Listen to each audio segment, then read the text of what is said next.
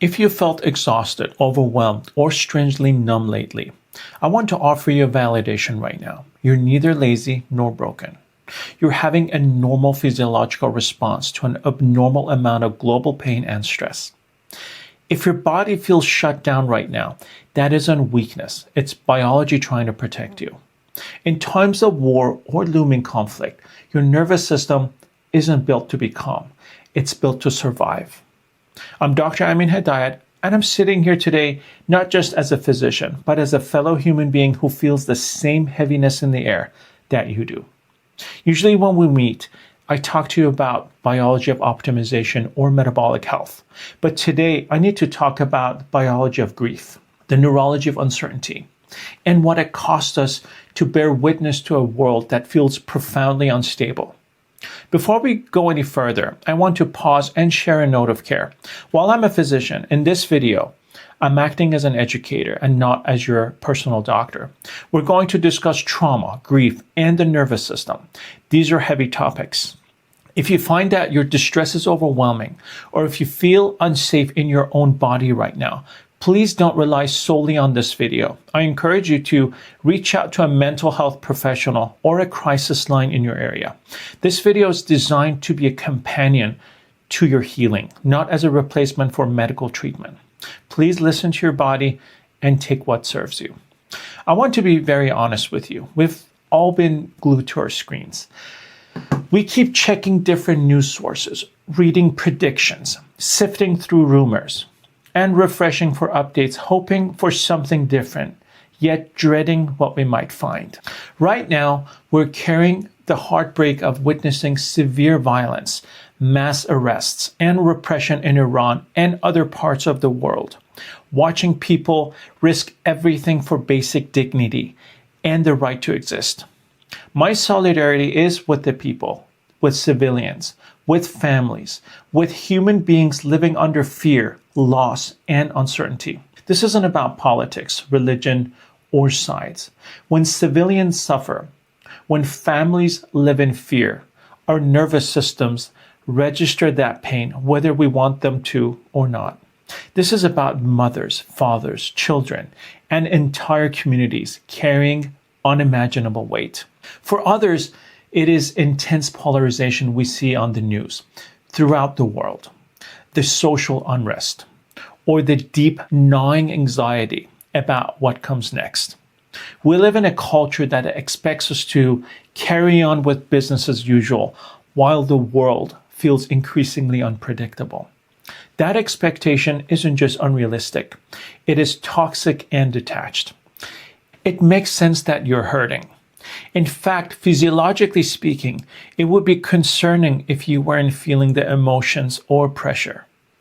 But today I want to use peer-reviewed science to explain exactly what's happening to your nervous system and share a protocol on how we can survive this easier without losing ourselves. Today I hope to build a bridge between your biology and your spirit. Let's begin by auditing the nervous system hardware. Why does seeing a video on a phone make your physical heart race?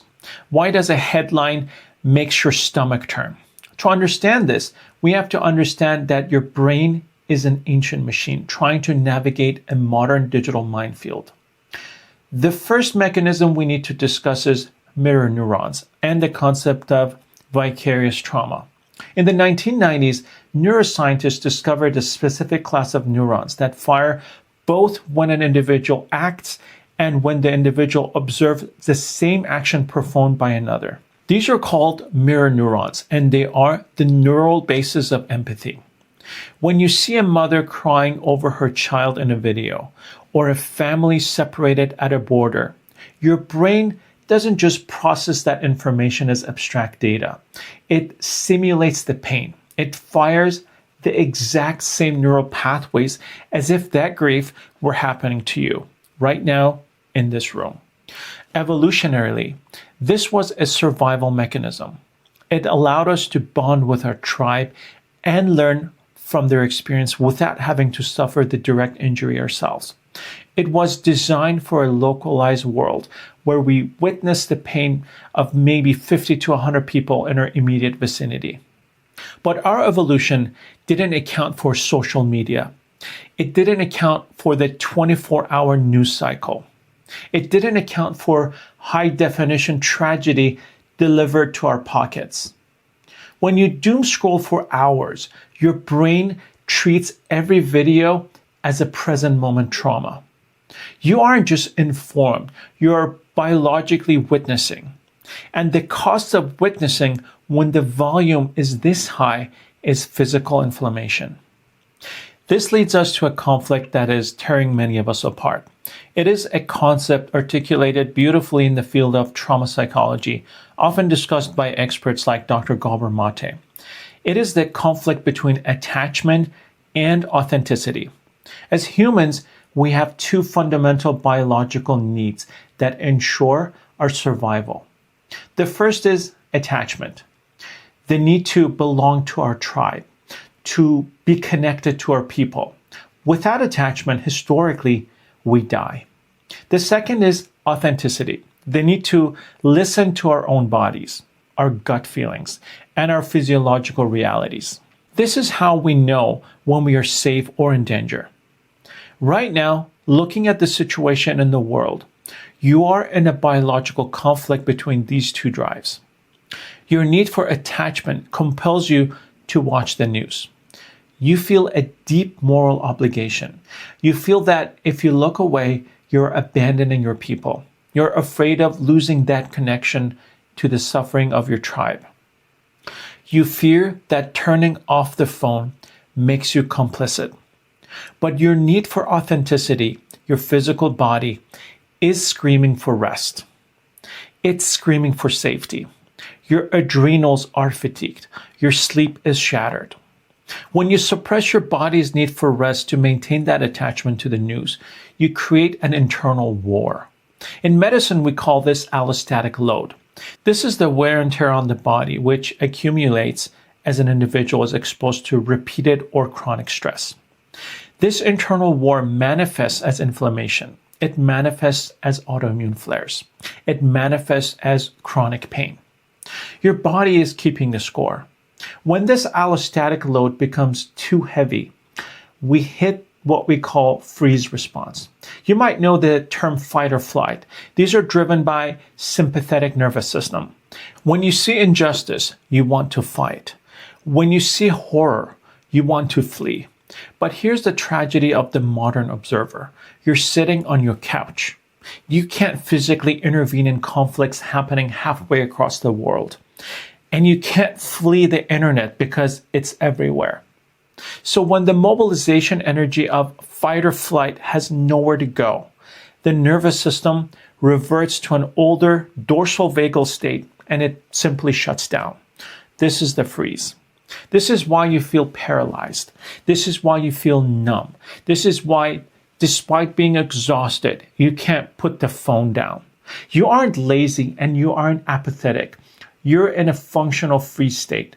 Your brain is desperately searching for a signal of safety in the news, but the news is only offering more danger signals, so the loop continues. I want us to take a moment right now to recognize this in ourselves. We often don't realize we're traumatized until it leaks out in our behavior. If you don't say no to this stress, your body will eventually say no for you. So let's perform a symptom audit. I want you to scan yourself for 3 specific biological markers of this trauma.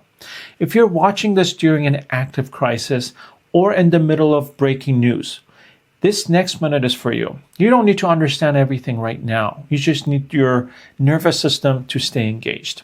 First is irritability and displaced aggression. Are you snapping at your children? Are you fighting with your spouse over dishwasher or laundry? Are you losing patience with friends? Instead of judging yourself for being a bad person, look at the biology. This is the fight response that has nowhere to go. You are carrying a charge of aggression meant for the injustices of the world, and it's leaking out onto the people you love safest. It is a defense mechanism trying to create space because your nervous system is overwhelmed. Second is the startle response and tears. Are you crying over spilled milk? Does a loud noise make you jump out of your skin? This indicates your window of tolerance has shrunk. Your baseline arousal is so high that even a tiny stressor pushes you over the edge. These tears aren't weakness. They are pressure valves. Third is dissociation. Do you feel like a robot? Do you feel like you're watching your life from a distance or living in the matrix? This is your brain's way of administering a biological anesthetic. The pain of the reality is so high, so the brain disconnects from the body to survive.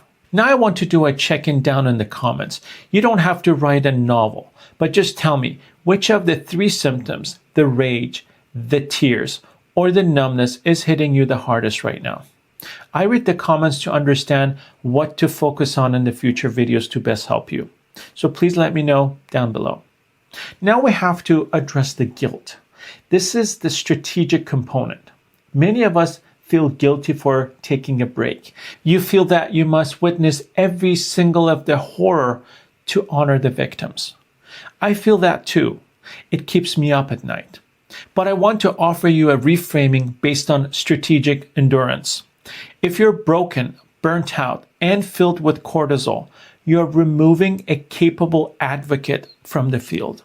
Your biological collapse doesn't alleviate the suffering of a prisoner halfway across the world. Burning out your adrenal glands doesn't liberate anyone. Your vitality is a form of endurance.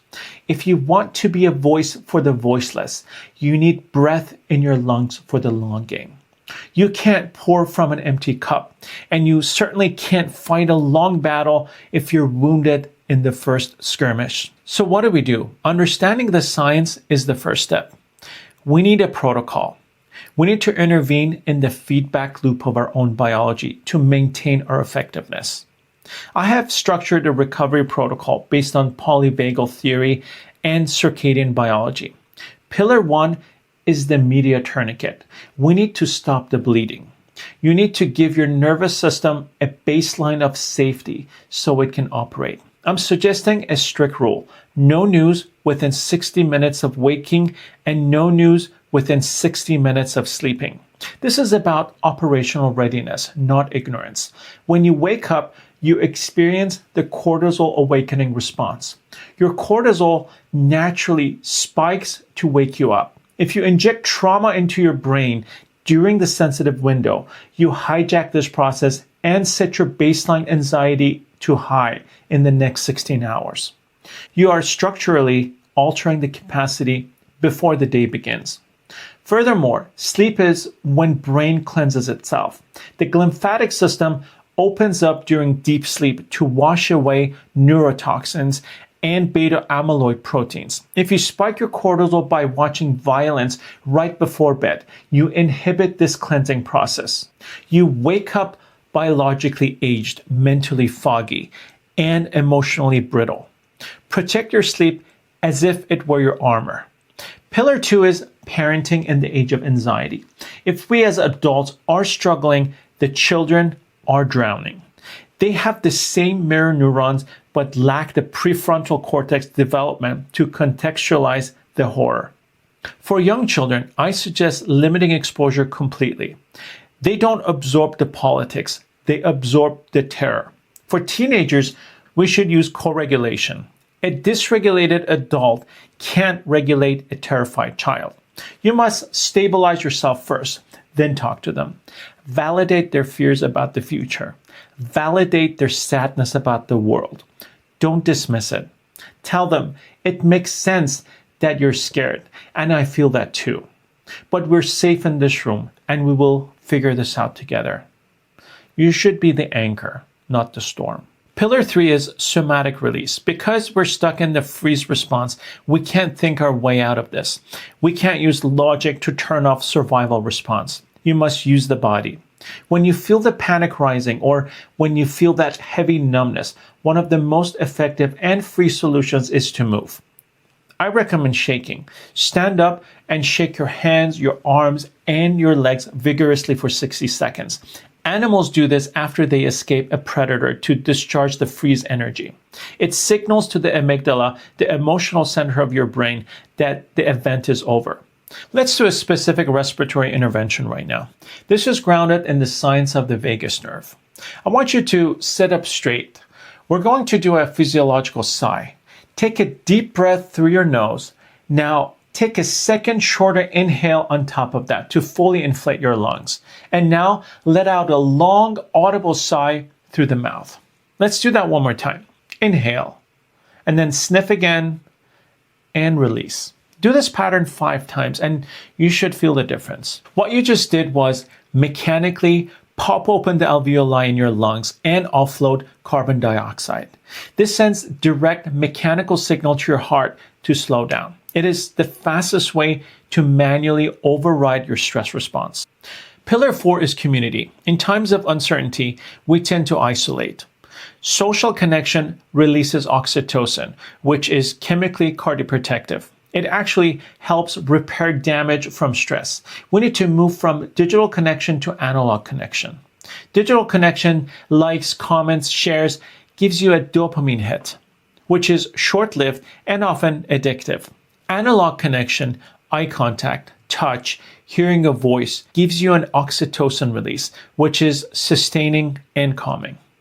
Make a priority to be physically present with your community. Cry together. Drink tea together. Remind your nervous system that you aren't the only human left. Now, let's talk a little about resilience. The history of humanity, and specifically the history of communities many of us come from, is a history of resilience. We are descendants of those who survived. But resilience isn't about having no emotions. It isn't about being tough or numb.